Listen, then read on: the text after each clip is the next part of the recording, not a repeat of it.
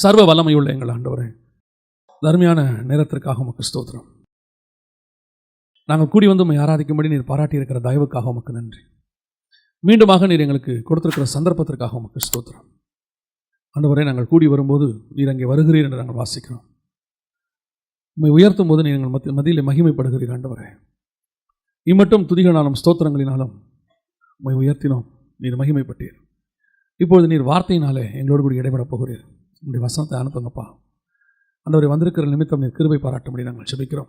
வந்திருக்கிற ஒவ்வொருத்தரோடும் நீர் பேசுவீராக, இடைபடுவீராக, உங்களுடைய வார்த்தையை அனுப்புவீராக. நாங்கள் கற்றுக்கொள்ள வேண்டிய காரியங்களை எங்களுக்கு கற்றுத்தருவீராக. நீர் மாத்திரம் மகிமைப்படும்.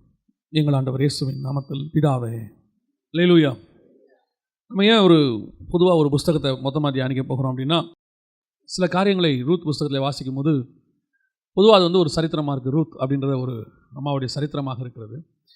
ஆனால் இவங்க பார்த்தீங்கன்னு சொன்னால் இஸ்ரவேலை சார்ந்தவங்க இல்லை, மோவாபிய ஸ்திரீ, மோவாபை சார்ந்ததான ஒரு ஸ்திரீ. இவங்களுக்கு ஏன் இவ்வளோ ஒரு இம்பார்ட்டன்ஸ், இவங்க பேரில் ஒரு புக்கு கொடுக்கப்பட்டிருக்கு அப்படின்னு பார்த்தா ரொம்ப ஆச்சரியமாக இருக்குது. அநேகர் இதை குறித்து நிறைய தியானம் பண்ணியிருக்கிறாங்க, நிறைய வேத பாடம் கொடுத்துருக்குறாங்க. நாம் இதில் ஒரு சில காரியங்களை மட்டும்தான் படிக்க போகிறோம். இந்த ரூத் புஸ்தகத்தினுடைய அமைப்பே ரொம்ப வித்தியாசம். அதிகமாக நான் நம்புறது எப்படின்னா, புக்ஸோடைய அமைப்பு இருக்குது பார்த்தீங்களா, இதுவே ஆவியானவருடைய அமைப்பு தான்.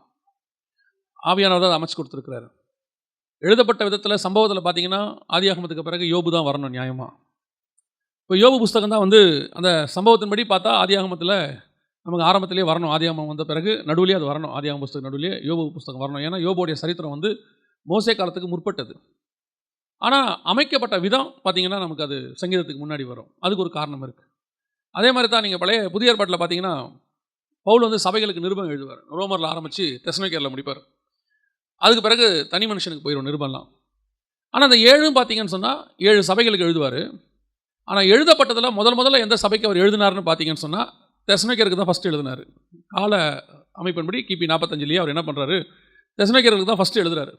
ஆனால் அமைப்பின்படி பார்த்தீங்கன்னு சொன்னால் தெசலோனிக்கேயர் தான் கடைசியாக இருக்கும், ரோமர் ஃபஸ்ட்டு இருக்கும் 7 சபைகளில் பார்த்தீங்கன்னா. காரணம் என்ன அப்படின்னு பார்த்தா, அது ஒரு அமைப்பு. ரோமர் என்பது ரட்சிப்பில் ஆரம்பிக்கும், தெசலோனிக்கேயர் வருகையில் முடியும். எதை மெயின் ஃபோக்கஸாக எழுதியிருப்பாருன்னா ரோமரில் ரட்சிப்பை பற்றி மெயின் ஃபோக்கஸாக இருக்கும். அதே நேரத்தில் நீங்கள் தெசலோனிக்கேயரை பார்த்தீங்கன்னா வருகையில் இருக்கும், வருகையை பற்றி தான் அதிகமாக எழுதியிருப்பார். ஸோ அப்போது ஆவியானவர் இந்த புக்கை அமைக்கிற விதத்துக்கே என்ன இருக்குது, ஒரு நோக்கம் இருக்குது. நாம் எந்த காலகட்டத்தில் வேணால் எழுதலாம், ஆவியானவர் தான் அதை அமைக்கிறார். எதுக்கு சொல்கிறேன் அப்படின்னா, இப்போ ரூத் புஸ்தகம் இருக்குது. ரூத் புஸ்தகம் பார்த்தீங்கன்னு சொன்னால் நியாயாதிபதிகளுக்கும் சாமுவேலுக்கும் நடுவில் வரும். ஏன் அங்கே கொண்டு வந்திருக்கிறாங்க, ஏன் ரூத் புக்கு அந்த இடத்துக்கு வருது அப்படின்னு பார்த்தீங்கன்னா, அதுக்கு ஒரு ஆவிக்குரிய அர்த்தம், ரொம்ப முக்கியமான அர்த்தம் ஒன்று இருக்குது. இப்போது வேத வாக்கியங்கள் எல்லாமே இயேசு கிறிஸ்துவை பேஸ் பண்ணி தான் இருக்குது. பழைய ஏற்பாடு முழுக்க இயேசுவை பேஸ் பண்ணி தான் இருக்குது. அதனால தான் இயேசு சொல்லுவார், வேத வாக்கியங்களை ஆராய்ந்து பாருங்கள், அவைகள் என்னை குறித்து சாட்சி கொடுக்கிறது. எந்த வேத வாக்கியம் இயேசு இருக்கும்போது புதிய ஏற்பாடே இல்லை, அதுக்கப்புறம் தான் எழுதுனாங்க. ஸோ இப்போ இயேசு காலத்தில் சொல்கிற வேத வாக்கியம் எது அப்படின்னு கேட்டால் பழைய ஏற்பாடு. பழைய ஏற்பாட்டை ஆராய்ந்து பாருங்கள், அவைகள் என்னை கொடுத்து சாட்சி கொடுக்கிறது. ஆதியாகமத்திலிருந்து மல்கியா வரைக்கும் இயேசுவை பற்றி தான் இருக்கும், அவர் தான் ஃபோக்கஸ். எதுக்காக அப்படின்னா, இயேசு வரும்போது தெரிஞ்சு கொள்வதற்காக. இவரை பற்றி தான் இவ்வளவும் சொல்லியிருக்கு, அவர் வந்துட்டாருன்னு ஜனங்க தெரிஞ்சுக்கிறதுக்காக தான் பிதாவாகிய தேவன் அப்படி ஒரு அமைப்பை கொடுத்துருக்கிறார். அதில் ஒரு அமைப்பு என்ன, ரூத்தின் புஸ்தகத்தினுடைய அமைப்பு என்ன அப்படின்னு பார்த்தீங்கன்னா, இயேசுடைய ஊழியம் 2 வகை. ராஜாவும் ஆசாரியனுமா ஒரு ஊழியம் பண்ணணும். மெல்கிசேதேக்கின் முறைமைன்னு நம்ம சொல்லுவோம். எபிரேயர்கள் நிருபத்தில் இந்த மெல்கிசேதேக்கின் முறைமையை பற்றி இயேசு கிறிஸ்து மெல்கிசேதேக்கின் முறைமையில் வந்தார் அப்படின்னு இருக்குது. மெல்கிசேதேக்கின் முறைமைனா என்ன அப்படின்னு கேட்டால், ராஜாவும் ஆசாரியனும் ஒருத்தரே இருப்பார். ஆனால் பழைய ஏற்பாட்டில் பார்த்தீங்கன்னா ராஜாக்கள் தனி, ஆசாரியர் தனியாக இருப்பாங்க. ராஜாவும் ஆசாரியருமா ஒன்றா இருந்த ஒரு ஆள் யார் அப்படின்னு கேட்டிங்கன்னா, பழைய ஏற்பாட்டில் தாவீது தான் இருப்பார். மெல்கிசேதேக்கு ஆரம்பத்தில் அது உங்களுக்கு சொல்லப்பட்டிருக்கிற ஒரு காரியம், இயேசு கிறிஸ்துவுக்கு முன்மாதிரியாக அடையாளமாக இருக்கும். ஆனால் மாம்சத்தில் வந்ததில் யாருன்னு பார்த்தீங்கன்னு சொன்னால் தாவீது அப்படி இருப்பார். அவர் ராஜாவும் இருப்பார், ஏபோத் வஸ்திரமும் தரிச்சிருப்பார், பலியும் செலுத்துவார். அதை தவிர்த்து வேறு யாராவது, சாலமோனும் தாவீது மட்டும், அதை தவிர்த்து வேறு யாராவது அப்படி செஞ்சால் கர்த்தர் அவங்களை அடிச்சிருவார்.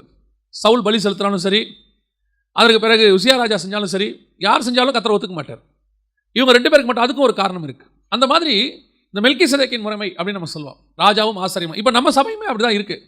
வெளிப்படுத்தின விசேஷம் 1ஆம் அதிகாரம் 6வது வசனம் சொல்லுது, நம்ம கர்த்தர் எப்படி அழைத்திருக்கிறாராம், பிதாவுக்கு முன்பாக ராஜாக்களும் ஆசாரியருமாய் நம்மை அழைத்திருக்கிறார்னு வசனம் சொல்லுது. இப்போது புதிய ஏற்பாட்டு சபையினுடைய மாடலே அப்படி தான், நீங்களும் நானும் ராஜாக்களும் ஆசாரியருமாய் இருக்கிறோம் அப்படின்னு இருக்கு.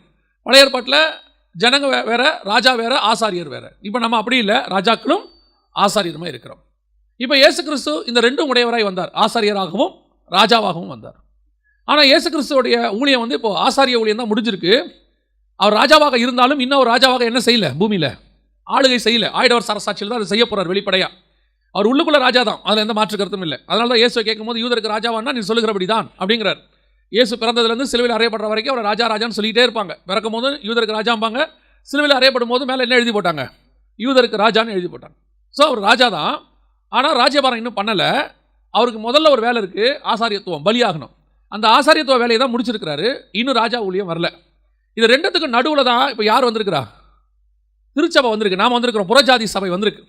இதனுடைய அமைப்பு தான் அப்படியே பார்த்தீங்கன்னு சொன்னால் பழைய ஏற்பாட்டில் இருக்கும். உதாரணமாக ஆசாரிய ஊழியம் நியாயாதிபதிகள் புஸ்தகத்தோட முடிவடையும், ராஜா ஊழியம் சாமுவேல் புஸ்தகத்தில் ஆரம்பிக்கும். ஏன்னா சாமுவேல் தான் ஃபஸ்ட்டு ராஜா வருவார். யார் வருவா, சவுல் வருவார், அதுக்கப்புறம் தாவீது வருவார். நியாயாதிபதிகளோடு கூட ஆசாரியர்களுடைய ஊழியங்கள்லாம் கொஞ்சம் கொஞ்சமாக முடிஞ்சு ராஜாக்கள் ஊழியம் ஆரம்பிக்கும். இது ரெண்டுத்துக்கும் நடுவில் புறஜாதி சபை உள்ளே வரணும். அதான் யார் வரா உள்ள அப்படின்னா ரூத் வருவாங்க.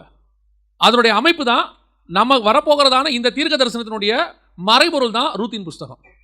ரூத் புஸ்தகம் ஏன் திடீர்னு 4 அதிகாரம் உள்ளே வந்தது அப்படின்னு சொல்லி கேட்டிங்கன்னா, ஆசாரிய ஊழியம் முடிச்சு ராஜா ஊழியம் தொடங்குறதுக்கு நடுவில் சபை வரணும். அதற்கு மறைபொருளாக தான் இருக்குது. இப்போ நம்ம ரூத் புஸ்தகத்தினுடைய ஒரு வெளிப்பாடாகத்தான் சபை இருக்கிறது, புதிய ஏற்பாட்டு சபை இருக்குது. நம்ம எப்படி இருக்கிறோம் அப்படின்னு கேட்டிங்கன்னு சொன்னால், இயேசு ஆசாரிய ஊழியம் முடிச்சுட்டு போயிருக்கிறார், பரமேறி போயிருக்கிறாரு. எப்படி ஏறி போனாரோ அப்படியே இறங்கி வருவார், வந்து ராஜா ஊழியத்தை செய்வார், ஆயிடவர் சரசாட்சி. அதுக்கு நடுவில் ரூத்து வந்துட்டு போயிடுவாங்க. அதே மாதிரி நீங்களும் நானும் இப்போ உள்ளே வந்திருக்கிறோம், சபை ஒரு நாள் எடுத்துக்கொள்ளப்படும், சபை காணாமல் போகும். ஸோ இதுதான் ரூத் புஸ்தகத்துடைய அமைப்பு. ஸோ ரூத் புஸ்தகத்தை இந்த ஆங்கிளில், இந்த விஷனில் நீங்கள் படிச்சிங்கன்னா நிறைய சத்தியங்கள் உங்களுக்கு கிடைக்கும். புதிய ஏற்பாட்டினுடைய சத்தியங்களை நிறைய நீங்கள் அதில் பார்க்கலாம். இந்த 4 அதிகாரத்தையே நீங்கள் பல வருஷம் தியானிக்கலாம், அந்த அளவுக்கு நீங்கள் அதில் விஷயங்கள் இருக்குது. ரூத் புஸ்தகத்தில் 1ஆம் அதிகாரத்திலேயே 3 விதமான பெண்களை நாம் பார்க்கிறோம். இந்த ஸ்திரீகள் என்பது நமக்கு நல்லா தெரியும், பெண்கள் என்பது சபைக்கு அடையாளமாய் கொடுக்கப்பட்டிருக்கிறது. அங்கே 3 பேர் இருக்கிறாங்க. ஒன்று ஓர்பால் இருக்கிறாங்க, இன்னொன்று ரூத் இருக்கிறாங்க, 3வது நகோமி இருக்கிறாங்க. இந்த 3 பேரும் 3 விதமான சபைகளுக்கு அடையாளம்.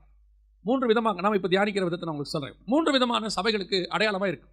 இன்றைக்கும் இந்த 3 விதமான சபைகள் இருக்குது. பைபிளில் கொடுத்துருக்கிற இப்போ வெளிப்படுத்தின விசேஷத்தில் பார்த்தீங்கன்னா 7 சபை இருக்கும், எபேசில் ஆரம்பித்து லவோதிக்கேயா வரைக்கும்.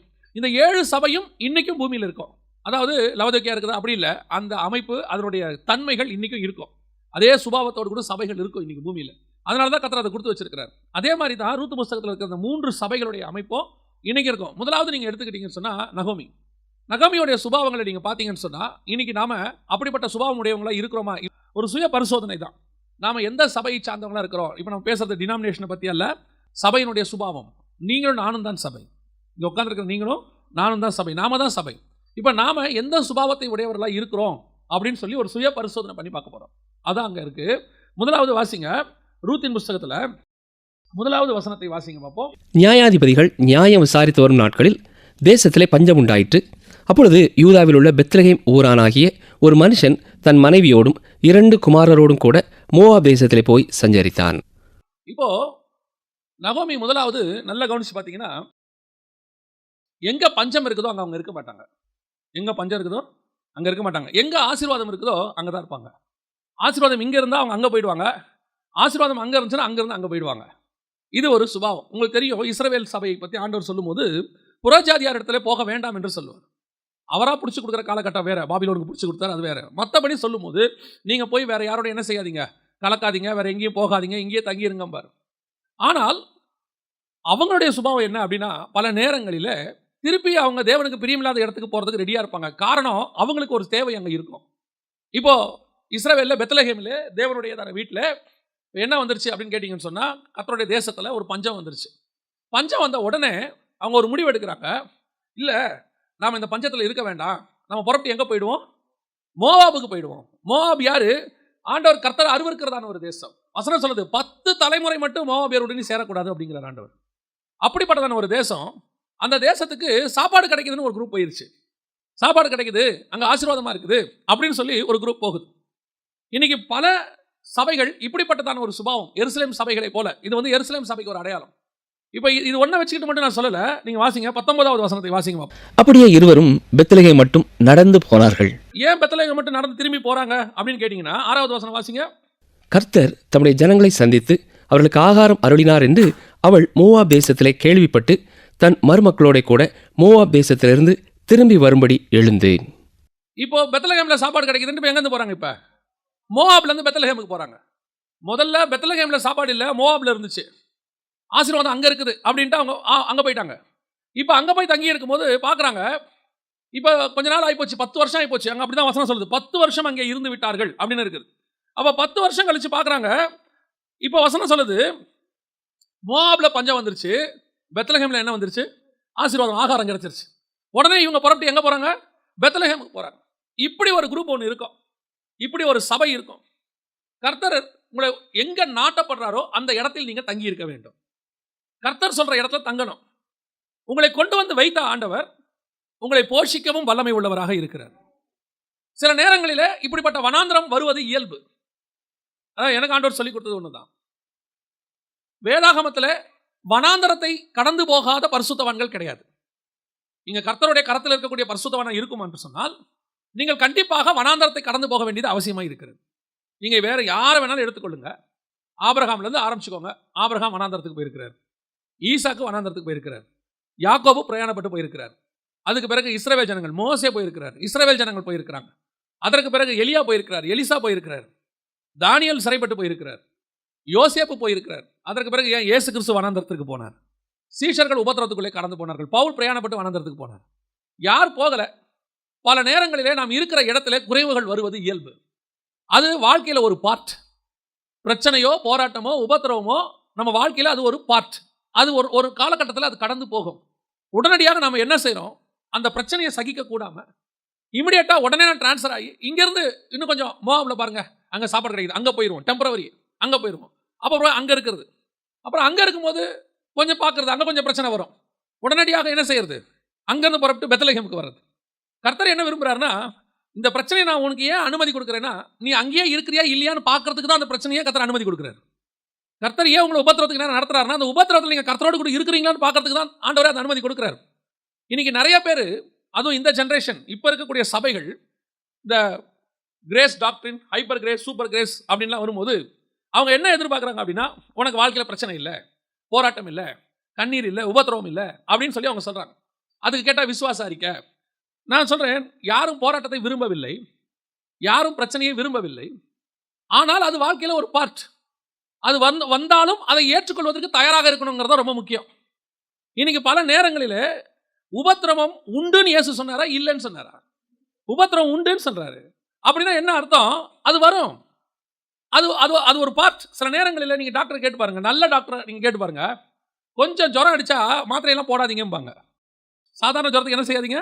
மாத்திரைலாம் போடாதீங்க, அது நல்லது. ஒரு 6 மாதத்துக்கு ஒரு தடவை இம்யூனிட்டி பவர் என்ன ஆகும்? உங்களுக்கு கொஞ்சம் இன்க்ரீஸ் ஆகி டெவலப் ஆகி கொஞ்சம் எதிர்த்து போராடக்கூடிய பலனை பெறும். அந்த ஜுரம் வர்றது நல்லதும்பாங்க. என்ன காரணம்? எனக்கு வலிக்கக்கூடாது, எனக்கு பிரச்சனை வரக்கூடாது, போராட்டம் வரக்கூடாது. அதனால என்ன ஆகுது?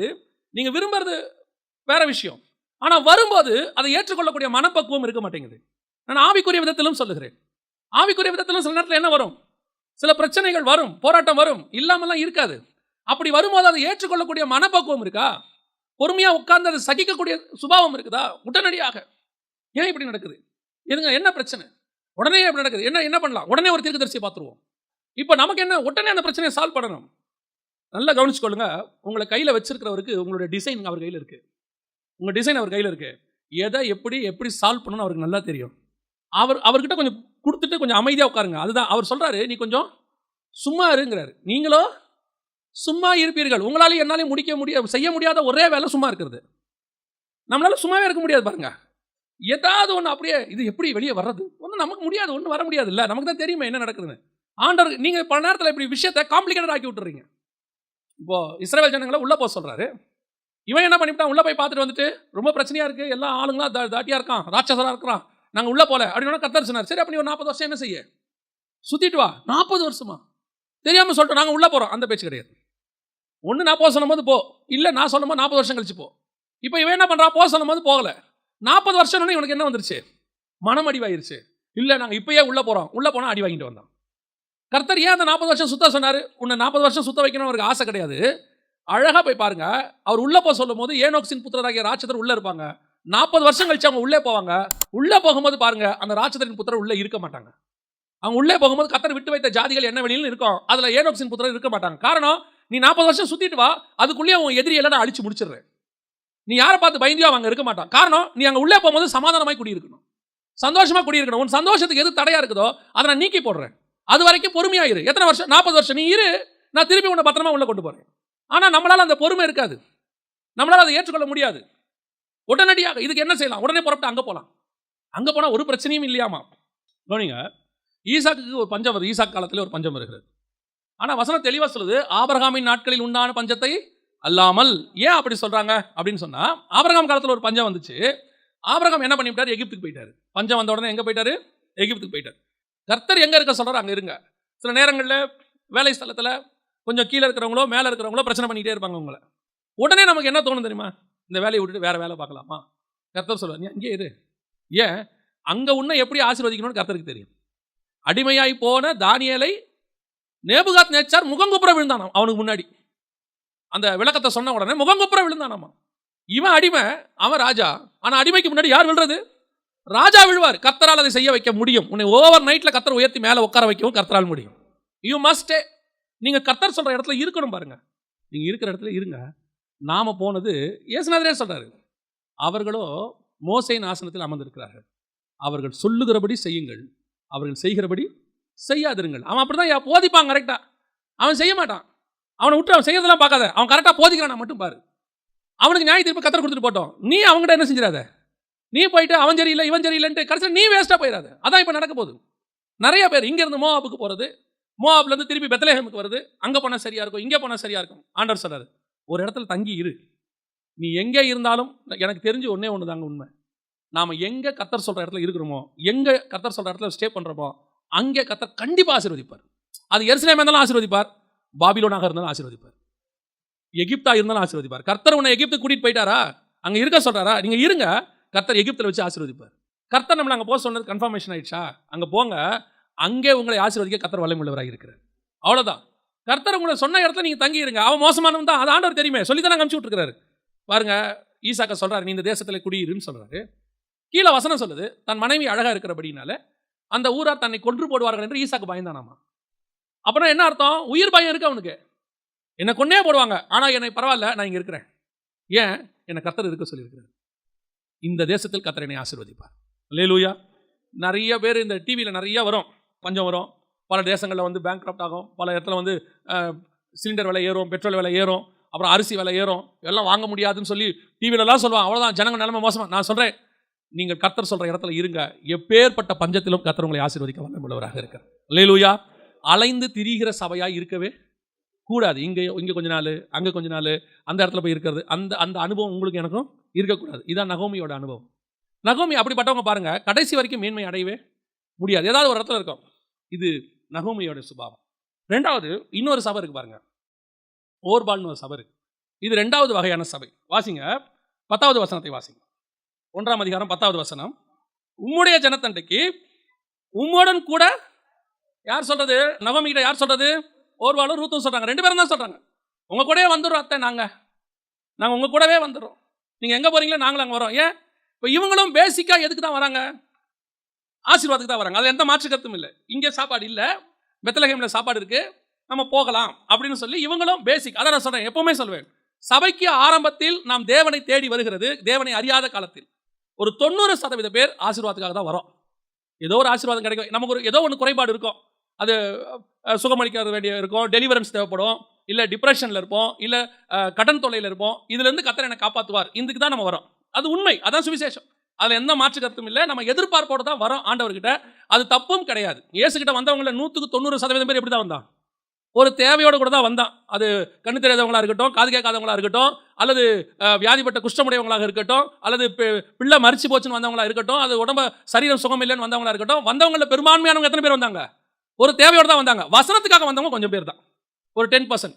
ஒரு 90% தேவையோடு தான் வந்தாங்க. நம்மளும் அப்படி தான் வந்தோம், அதில் எந்த மாற்று கருத்தும் இல்லை. நம்ம எல்லாம் ஒரு ஆண்டோட தேவையோடு தான் வந்தோம். அப்படி தான் இந்த ஓர்பாலும் ரூத்தும் வராங்க. ஆனால் ஒரு இடத்துல ஒரு சின்ன சேஞ்ச் நடக்குது பாருங்களேன். இப்போ அவங்களுக்கு ஒரு வசனம் சொல்லப்படுது. 12-13 வாசிங்க பார்ப்போம். என் மக்களே, திரும்பி போங்கள், நான் வயது சென்றவள், ஒரு புருஷனுடன் வாழத்தக்கவள் அல்ல.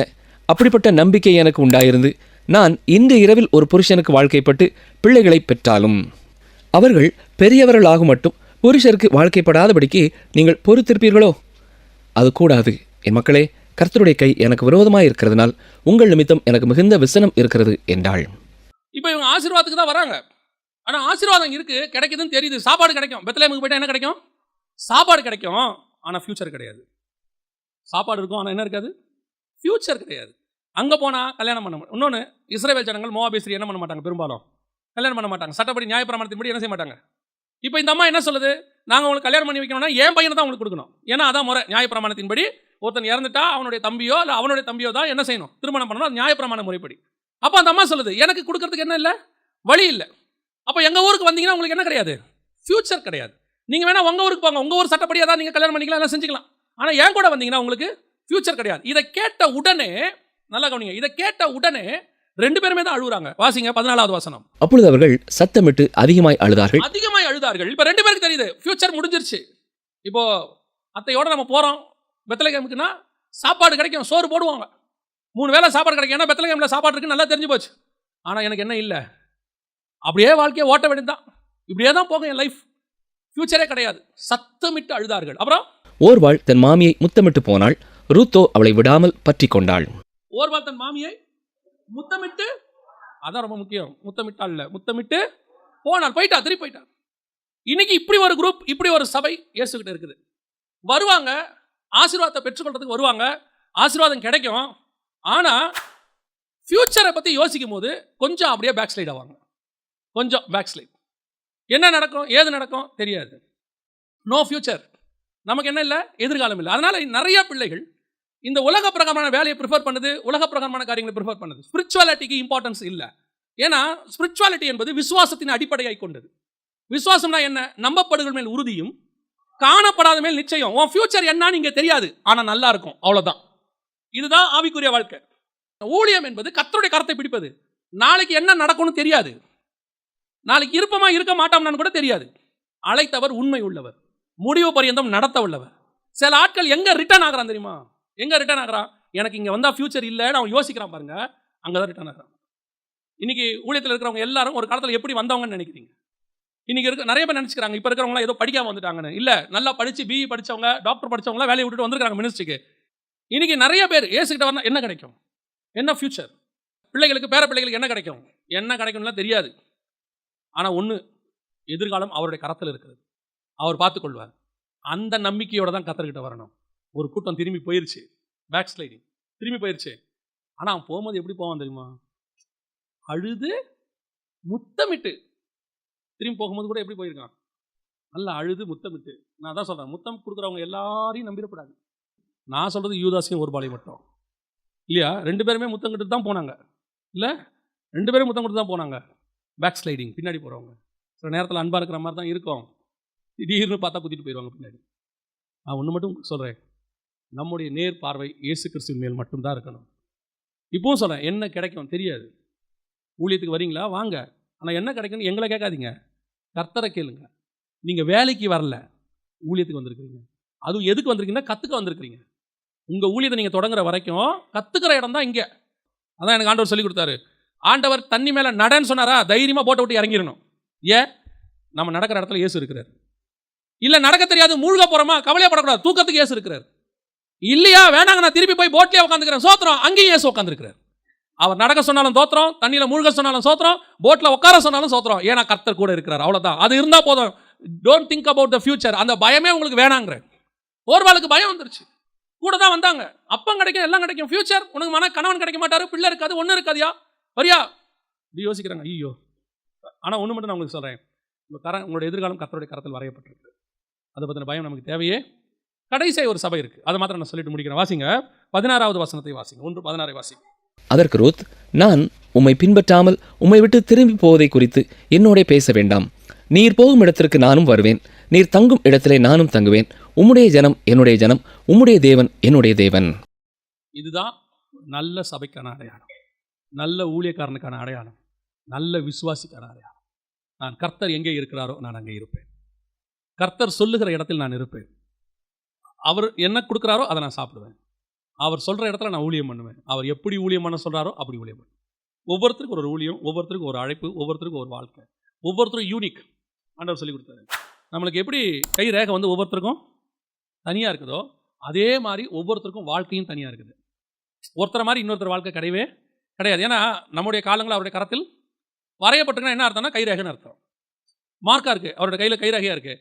ஒவ்வொருத்தருக்கும் ஒரு கைரேகைன்ற மாதிரி ஒவ்வொருத்தருக்கும் ஒரு வாழ்க்கை, ஒரு அனுபவம், ஒரு எக்ஸ்பீரியன்ஸ். அவங்க எக்ஸ்பீரியன்ஸ் எனக்கு கிடையாது, என் எக்ஸ்பீரியன்ஸ் இன்னொருத்தர் கிடையாது. ஒரு தாவீது தான், அடுத்து வர்றது சாலமோனா தான் இருக்கும், இன்னொரு தாவீதா இருக்காது. ஒரு மோசே தான், அடுத்து வர்றது யோசுவா தான் இருக்கும், இன்னொரு மோசே இருக்காது. ஒரு எலியா தான், அடுத்து வர்றது எலிசாவா தான் இருக்கும், இன்னொரு எலியா கிடையாது. யோவான் ஸ்நானகனே வந்தாலும், எலியாவின் ஆவியோடு கூட வந்தாலும் அது யோவான் ஸ்நானகன். ஒவ்வொருத்தருக்கும் ஒரு அழைப்பு, ஒவ்வொருத்தருக்கும் ஒவ்வொரு பாதையை கர்த்தர் நியமிச்சிருக்கிறார். அப்போ நாம என்ன டிசைட் பண்ணோம்? கர்த்தாவே, நீர் என்ன சொல்லுகிறீரோ, நீர் எங்கே இருக்க சொல்கிறோ அங்கே இருப்பேன். நீர் சொல்லுகிற ஜனங்கள் இடத்துல நான் ஊழியம் பண்ணுவேன். நீங்க சொல்ற இடத்துல நான் வேலை பார்ப்பேன். சில நேரங்களில் கர்த்தர் சொல்லும்போது நம்முடைய பார்வைக்கு அது ஏற்றதாக இருக்காது. ஆனால் நான் ஒன்று செய்யணும், நீங்க சொல்றீங்க ஆண்டவரே, நான் செய்கிறேன். உம்முடைய ஜனம் என்னுடைய ஜனம், நீர் சொல்லுகிற இடத்தில் நான் இருப்பேன். அதையும் தாண்டி ரூத்துக்கிட்ட இருக்க ஒரு அற்புதமான சுபாவம். அடுத்த வசனம் வாசிங்க பார்ப்போம். நீர் மரணம் அடையும் இடத்தில் நானும் மரணம் அடைந்து, இது பவுலுடைய சுபாவம். நான் கிறிஸ்துவுடனே கூட சிலுவையில் அறையப்பட்டிருக்கிறேன். கிறிஸ்து எங்க சாகிறாரோ அங்கே நான் சாவேன், எங்க உயிர்த்தெழுகிறாரோ அங்கே உயிர்த்தெழுவேன். கிறிஸ்து எங்க சொல்றாரோ அங்கே நான் சாவேன். கடைசி வரைக்கும் நான் கிறிஸ்துவை விட்டு பின்னாடி போகவே மாட்டேன். இப்போ ஓர்பாலுக்கு சொன்ன அதே ஸ்டேட்மெண்ட் தான் ரூத்துக்கும் சொன்னாங்க. யாரு? நகோமி. ரெண்டு பேருக்கும் சேர்த்து தான் சொன்னாங்க, என் கூட வந்தீங்கன்னா உங்களுக்கு என்ன கிடையாது, ஃபியூச்சர் கிடையாது. இந்த அம்மா சொல்லுது, ஃபியூச்சரை பற்றி எல்லாம் பேசாதீங்க, ஆனால் திரும்பி போகணும் மட்டும் சொல்லாதீங்க. என்னைக்கு உங்கள் பின்னாடி வரணும்னு நான் டிசைட் பண்ணிட்டேனோ, சாவர வரைக்கும் உங்களை நான் பின்பற்றுவேன். நான் செத்தாலும் நீங்கள் இருக்கிற இடத்துல தான் சாவேன ஒழிய பின்னாடி போகிறேங்கிற பேச்சுக்கே இடமில்லை. இதுதான் கர்த்தர் எதிர்பார்க்கிற விசுவாசம்.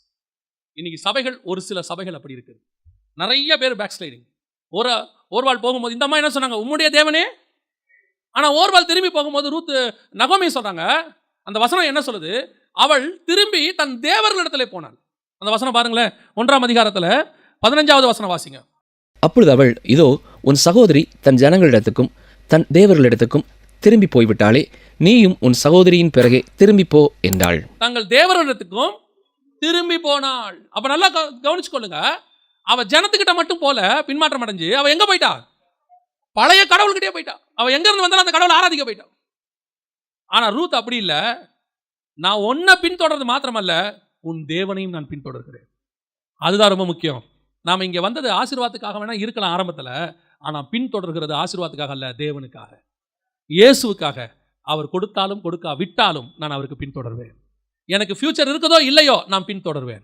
நான் உயிரோடு கூட இருக்கிறேனோ சாகிறேனோ நான் பின்தொடர்வேன். நான் இயேசுக்கு பின்னால் தொடர்கிறதை யாரும் தடுக்கவே முடியாது. பின்னாடி போங்கிற பேச்சு மட்டும் நீ பேசாதேங்க. இப்படிப்பட்ட சபை தான் கர்த்தருக்கு வேணும். இப்படிப்பட்ட ஒரு வைராக்கியம் உள்ள சபை, கர்த்தர் எதிர்பார்க்கக்கூடிய ஒரு வைராக்கியம். நான் சொல்கிறேன், இயேசுக்கிட்ட நான் வந்ததுக்கு காரணம் அவர் ஏதாவது கொடுப்பாருன்னு இல்லை, நான் இயேசுக்கிட்ட வந்ததுக்கு காரணம் இயேசு. அவரை மாதிரி ஒரு தேவன் எனக்கு கிடையாது. அவரை மாதிரி என்னை நேசிக்கிற ஒருவர் கிடையாது. அவர் மாதிரி என் பாவத்தை மன்னிக்கிற ஒருவர் கிடையாது. எனக்கு என்ன ஃபியூச்சர்னு தெரியாது, ஆனால் ஒன்று தெரியும், என் ஃபியூச்சர் அவர் கரத்தில் இருக்கு. எனக்கு இனி அவரை தவிர வேற யாரும் கிடையாது. இந்த எதிர்பார்ப்பு இல்லாமல் பின்தொடர்கிற ஒரு சபை, ஒரு எதிர்பார்ப்பு இல்லாமல் பின்தொடர்கிற ஒரு விசுவாசி, அதைத்தான் கர்த்தர் எதிர்பார்க்கிறார். இன்னைக்கு ஓர்பால் எதுல இல்லை? வம்ச வரலாறு லிஸ்ட்ல இல்லை. மத்தேயு எழுதின சுவிசேஷம் 1ஆம் அதிகாரத்தில் வாசிச்சு பாருங்க, அங்க ஓர்பால் இல்லை. யார் இருக்கிறாங்க? ரூத் இருக்கிறாங்க. ஓபேதை ரூத்தின் இடத்துல பெற்றார். எத்தனை பேருடைய பேர் அதில் இல்லை தெரியுமா? எத்தனை பெண்களுடைய பேர் அதில் இல்லை? ஏன் ரெபேக்காள் பேர் கூட அங்கே இல்லை, சாராள் பேர் இல்லை. ஆபிரகாம் ஈசாக்கை பெற்றான், ஈசான் யாக்கோபை பெற்றான், யாக்கோபு யூதாவையும் சகோதரியின் பெற்றான் இருக்குது. அந்த வரிசையில் சாராள் பேர் இல்லை, ரெபேக்காள் பேர் இல்லை. ஆனால் யார் பேர் இருக்குது? ரூத்தினுடைய பேர் இருக்குது. காரணம் என்ன? தன்னலம் இல்லாமல் பின்பற்றின ஒரு அனுபவம், எந்த எதிர்பார்ப்பும் இல்லாமல். நான் ஒரு வாலிப பிராயத்தில் இருக்கிறேன், அந்த அம்மா சொல்லுது, உனக்கு கொடுக்கறதுக்கு மாப்பிள்ளை இல்லைம்மா, உனக்கு ஃபியூச்சரே என் கூட வந்தா இல்லைம்மா, பரவாயில்ல, என் வாலிப பிராயம் வீணா போனா பரவாயில்ல, ஆனால் அது போனால் கர்த்தருக்காக போகட்டும். இன்னைக்கு நம்ம என்ன நினைக்கிறோம்? வாலிப பிராயம் வீணா போயிடக்கூடாது, அந்த நேரத்தில் ஓடணும், சம்பாதிக்கணும், சொத்து சேர்த்தணும், அப்புறம் ஒரு 50க்கு மேலே கர்த்தர் இல்லை. ஆண்டவர் சொல்றாரு, இந்த இருக்க ஓடும் போதே பலத்தோடு கூட, முழு பலத்தோடு கூட எனக்கு ஒப்புவி. இல்லைங்க, எல்லாத்தையும் விட்டு வந்தால் என்ன கிடைக்கும்? அந்த பேச்சே கேட்காது, அந்த பேச்சே கேட்காது. நீ வா, உன்னை நடத்துகிற ஒருவர் இருக்கிறார். உன்னை கோடீஸ்வரன் ஆக்குறேன்னு கர்த்தர் கூப்பிடல. நான் சொல்ல உங்களுக்கு புரியுதா? உன்னை கோடீஸ்வரன் ஆக்குறேன்னு கர்த்தர் கூப்பிடல. உன்னை லட்சாதிபதி ஆக்குறேன்னு கூப்பிடல. உனக்கு வீடு கொடுக்குற, கார் கொடுக்குறேன்னு கூப்பிடல. உனக்கு நித்திய ஜீவன் கொடுக்குறன்னு தான் கூப்பிட்டார்.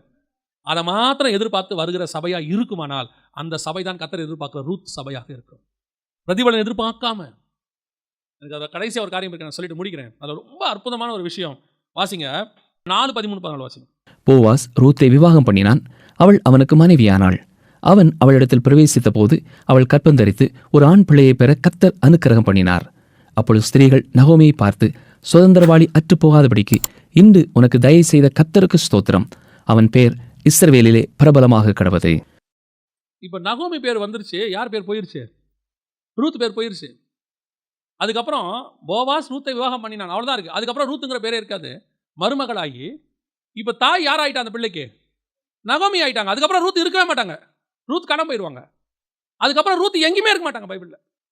ரூத்தை பற்றி எங்கேயுமே ஒரு நம்ம சொல்லும் போது அங்கே வரும், நம்ம எங்கள் மத்திய சுவிசேஷத்தில் வரும். அதுக்கப்புறம் ரூத் காணாமே போயிட்டாங்க. ஏன் காணாம போயிட்டாங்க? அவங்க உள்ளே வந்தது எதுக்காக தெரியுமா? அவங்க என்ன நோக்கத்துக்காக வந்தாங்க? எந்த எதிர்பார்ப்பும் இல்லாமல் வந்தாங்க. அவங்களுக்கு ஒரு ஊழியம் கொடுக்கப்பட்டது. என்ன ஊழியம்? முடிந்து போன இஸ்ரவேலின் வம்சத்தை தொடங்கி வைக்கிற ஊழியம் ஒன்று கொடுக்கப்பட்டது. அதை அவங்க தொடங்கி வச்சாங்க. அந்த பிள்ளையை நகோமி மடியில் கொடுத்தாங்க. அதோட ரூத்து காணாம போயிட்டாங்க. இதுதான் உங்களுக்கு எனக்கும் கர்த்தர் வச்சிருக்கிறாரு. உங்களே என்னையும் சர்ச்சுக்குள்ள கொண்டாந்துருக்கிறாரு. முடிந்து போன இஸ்ரவேலுடைய வம்ச வரலாறுல மீண்டும் இயேசு கிறிஸ்து வரப்போகிறார். இடையில திருச்சபையாய் நீங்கள் நானும் வந்திருக்கிறோம். ரூத்தா, மீண்டும் இயேசு வருகிற வரைக்கும் திருச்சபை இருக்கும். இஸ்ரவேல் சபையை உருவாக்கி விட்டு இந்த சபை மேலே எடுத்துக்கொள்ளப்படும். அதற்கு பிறகு சபை இருக்காது. இஸ்ரவேலுடைய சபை பூமியில் இருக்கும். ஆனால் ரூத்து பரலோகத்தினுடைய வம்ச வரலாறு அட்டவணையில் வந்த மாதிரி உங்களை என்னையும் கர்த்தர் பரலோகத்துக்கு கொண்டு போக போகிறார். அப்போ இந்த பூமிக்குரியதில் உங்களுக்கு எனக்கு எந்த மேன்மையும் இல்லை. மேலே இருக்கிற மோசையை தான் எல்லாரும் பார்த்தாங்க. ஆனால் கீழே இருக்கிற யோசுவாவை கர்த்தர் பார்த்துக்கிட்டே இருந்தார். தன்னுடைய கூடாரத்துக்கு போன மோசையை ஜனங்கள் பார்த்து கொண்டாங்க. அவன் போவான், பின்னாடி பார்த்துக்கிட்டே இருப்பாங்களாம். ஆனால் கூடார வாசலில் உட்காந்துருந்த யோசுவாவை கர்த்தர் பார்த்துக்கிட்டே இருந்தார். ஒரு நாள் வந்தது, மோசே மேலே எடுத்துக்கொள்ளப்பட்டான். கீழே நடத்துகிற பொறுப்பு யோசுவாவின் கையில் வரணும். நியாயமாக யார்கிட்ட வரணும்? ஆரோனின் புத்திரர் கையில் வரணும். இல்லைனா மோசேவுடைய பசங்கிட்டையாவது வரணும். யார் கைக்கும் வரல, யாருக்குமே தெரியாது, யாருமே பார்க்கல, அவசியமும் இல்லை. நான் என் ஊழியத்தை நான் பண்ணிகிட்டே இருப்பேன் அப்படின்னு ஒருத்தன் எதை பற்றியும் கவலைப்படாமல் பண்ணிக்கிட்டே இருந்தான். அவனை பரலோகம் முன்குறித்துக்கிட்டே இருந்துச்சு. ஒரு நாள் கர்த்தர் அவனை உயர்த்துறான். அதே காரியத்தை தான் ரூத் செய்கிறாங்க. நான் எதுக்காக வந்தேன்? சும்மா வரேன், உங்கள் பின்னாடி நான் வந்துகிட்டே இருக்கேன், அவ்வளோதான், பேச்சு ஓவர். என்ன நீ வந்தால் எந்த சந்தோஷமும் கிடைக்காது, பரவாயில்ல. உனக்கு நான் எதுவும் எதிர்காலமே இருக்காது, பரவாயில்ல. சாப்பாடு மட்டும் போடுவேன், பரவாயில்ல. ஏன்? நான் கொண்டு வரதுக்கு எனக்கு முகாந்திரம் உண்டு. ஒரு நாள் ஒரு சந்ததியை உருவாக்கி விட்டு நான் காணாமல் போய்விடுவேன், அவ்வளோதான். வேற என்ன உனக்கு பிரதிபலன் இருக்க போது? நகோமி பேர் வந்துருச்சே, நகோமியை முன்னாடி உட்கார வச்சிட்டாங்களே, நகோமி தாய் ஆயிட்டாலே, உன்னை கூட மருமகன் சொல்லிட்டாங்க, ரூத்துன்னு கூட சொல்லலையே, உன் பேர் கூட இல்லாமல் போச்சே. கவலை இல்லை, என் பெயர் இங்கே இருக்கோ இல்லையோ, ஜீவ புஸ்தகத்தில் என் பெயர் இருக்கிறது. என்னை உயர்த்துகிறவர் ஒருவர் இருக்கிறார், அவர் என்னை கொண்டு போய் மேலே உட்கார வைப்பார். இந்த நோக்கத்துக்கு தான் ரூத் வேலை பார்த்தாங்க. இங்கே இஸ்ரவேலை என்னை ஏற்றுப்பானோ ஏற்றுக்க மாட்டானோ அதை பற்றி எனக்கு கவலையே கிடையாது. இப்பவும் சொல்கிறேன், இஸ்ரவேல்காரன் நம்மளை ஏற்றுக்கணுன்ற அவசியம் நமக்கு இல்லை. அரசாங்கம் ஏற்றுக்கணுங்கிற அவசியம் இல்லை. சக விசுவாசி ஏற்றுக்கணுங்கிற அவசியம் இல்லை. எந்த ஊழியக்காரன் ஏற்றுக்கிறான்ற அவசியம் இல்லை. என்ன ஒருத்தர் பார்த்துக்கிட்டு இருக்கிறாரு, நான் கணக்கு கொடுக்க போகிறது அவருக்கு தான் கொடுக்க போகிறேன். நியாய தீர்ப்பு அவர் கொடுக்குறார். நியாய தீர்ப்பு வேறு யார் கையில் இல்லை, கர்த்தர் கரத்தில் இருக்குது. இந்த எதிர்பார்ப்பு தான் உங்களுக்கு எனக்கு இருக்கணும். என்னை யார் உயர்த்தினாலும் உயர்த்தாவிட்டாலும், யார் என்னை ஆசீர்வதித்தாலும் ஆசீர்வதிக்காவிட்டாலும், என்னுடைய நான் செய்கிற நன்மையான காரியங்கள் யாருக்கு தெரிந்தாலும் தெரியாவிட்டாலும், ஒரே ஒருத்தருக்கு தெரிஞ்சால் போதும், அவர் என்னை உயர்த்துவார், அவர் புஸ்தகத்தில் என் பேரை எழுதுவார், அது எனக்கு போதும். இந்த ரூத்தை தான் கர்த்தர் எதிர்பார்க்கிறார். இன்னைக்கு இந்த 3 விதமான சபைகளும் இருக்கு. நகோமியும் இருக்கு, ஓர்பாலும் இருக்கு, ரூத்தும் இருக்கு. இதில் நாம் எதில் இருக்கிறோங்கிறது தான் போச்சு.